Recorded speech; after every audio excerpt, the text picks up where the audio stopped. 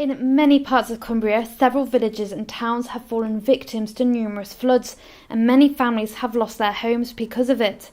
But a local charity have decided to take on a challenge to show Cumbrians how they can make their homes more resilient against extreme weather while saving time and money and being environmentally friendly. Well, at Cumbria Action for Sustainability, we've been looking at the environmental impacts of the flooding, the amount of waste that's thrown out, and the amount of cold, damp homes that are a result of the floods and also just extreme weather, wind-driven rain and pouring rain.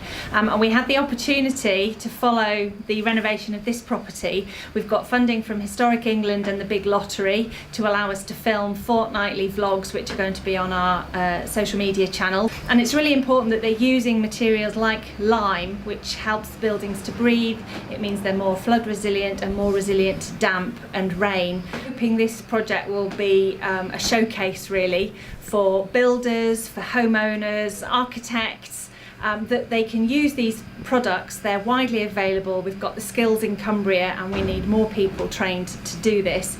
It's excellent for properties that are typical of Cumbrian properties, stone properties. This is just a normal sandstone terrace in Appleby, and you see them in Carlisle, in Keswick, in Kendal, everywhere.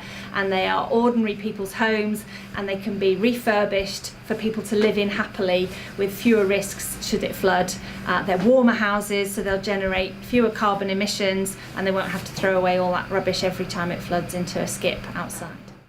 Cumbria Action for Sustainability are working with local businesses and organisations to make this dream become a reality, and one man who specialises in renovating older buildings couldn't wait to sink his teeth into this particular project. I was interested in this property because of not only its age but the position it has within a flood zone. So with the methods we use on properties, we're hoping to showcase that it becomes more flood resilient and it helps the building throughout its life, not just when it floods. In my line of work, I see so much of the wrongs that go on with properties like this, and that was the whole point of this, to make it a case study and to show people that may well live in a place like this, just in a normal street in a town, that you can use the specific materials that will benefit it, rather than going through the same cycle after the stress of a flood where you have to remove everything and start again. Hopefully by doing this we can show you can just sweep it out and let it dry out naturally.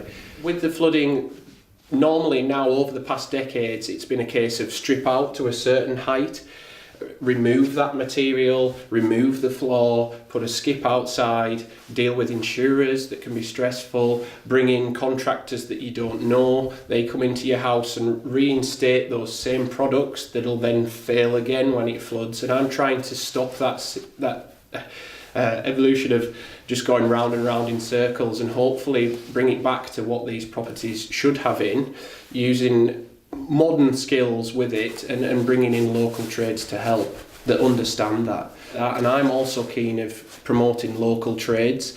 We have loads of great tradesmen about and I want to see them in use. So we've got slate roofers, the plumbers, the electricians, and people with a real skill that need promotion as well, because there's plenty of it around Appleby. An open day is being held on the 16th of September, and CAFs are encouraging people to come and have a look around and get inspired. Celia Powell, That's TV.